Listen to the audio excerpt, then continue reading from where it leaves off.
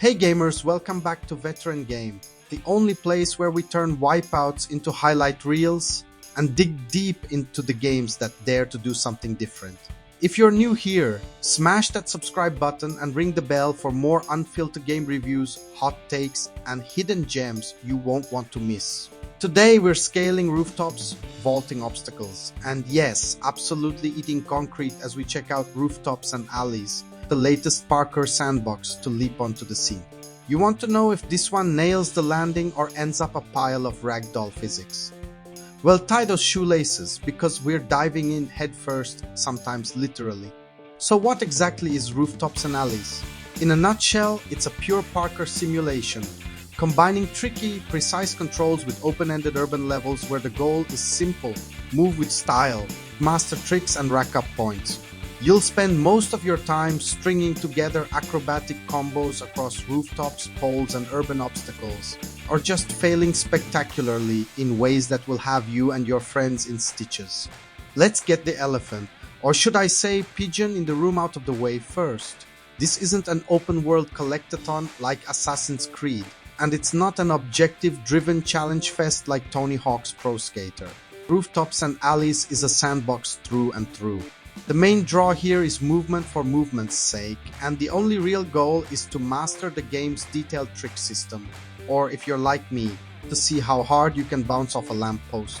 You start by choosing from 6 compact but densely packed maps. Each level is crammed with everything you need for creative runs: platforms, rails, walls, and all the urban jungle gym glory you could want. There are time trial and trick challenges sprinkled throughout, but honestly, the best moments come from just messing around, experimenting with new lines, and pushing the boundaries of what virtual legs can do. The trick system is the heart and soul of Rooftops and Alleys.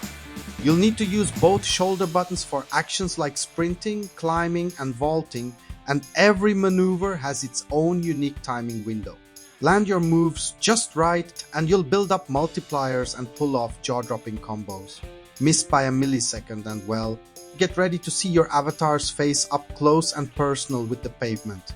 And let's not gloss over the pigeon mode. Yep, you can literally transform into a pigeon, take to the skies for a bird's eye view of the level, and even set new respawn points on rooftops you couldn't normally reach. It's silly, it's useful, and honestly it's just good fun. I'm here for any game that lets me swap from free runner to free flyer at will. Soundtrack, absolute banger. The dev here, Michel Loche, actually comes from the music industry, and it shows. The trance, R&B, and electronica tracks pump you up, keeping your energy high even when you're missing trick after trick. This is one of those rare cases where the music genuinely makes you want to keep playing. It's got repeat run at 2 AM energy. But here's where the Parkour dream starts to show some cracks. The controls are, let's just say, demanding. If you're looking for casual, button-mashy fun, you might bounce right off this one. Pulling off complex maneuvers requires both precise inputs and real practice. Don't expect to master wall runs, flips, and aerials in your first 10 minutes. Even after hours, there will be times you know you hit the right buttons, but your character just decides to ragdoll anyway. Combine that with the occasional glitch, and your frustration tolerance will absolutely get a workout. Is that a deal breaker? Well, it depends on why you're here. If you're a Parkour diehard or a fan of technical sports sims, think skate or session, but for feet instead of boards, then this is your jam. The learning curve is real, but so is the satisfaction when you finally string together a flawless run. But if you're hoping for more structure, objectives, collectibles, a meaty progression system, you might feel like you're just doing laps in a fancy digital playground. Progression here is light. You earn feathers from time trials and trick rushes to unlock new cosmetics, but it's more about self-improvement than chasing carrots. There are some multiplayer modes, tag, capture the flag, but they're more party tricks than full-blown features.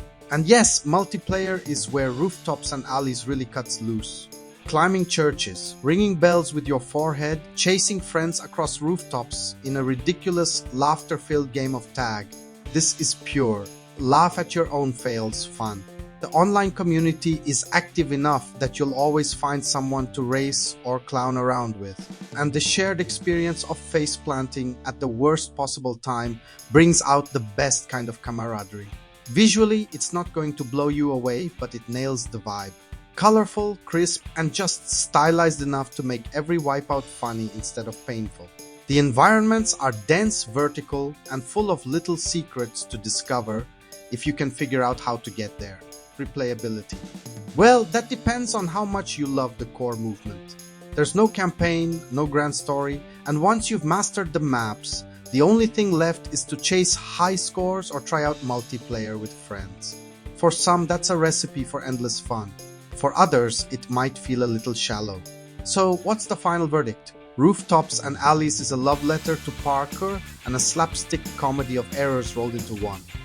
For the hardcore movement fans, there's a ton to master, and every failed trick is just another reason to try again.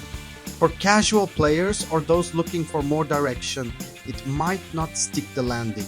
But hey, at least your fails will look and sound hilarious. If you're tired of on-rails platformers and want a game that lets you invent your own fun, give this one a shot.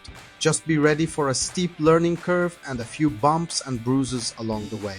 What do you think? Do you want more games that throw you into the sandbox and say, go wild?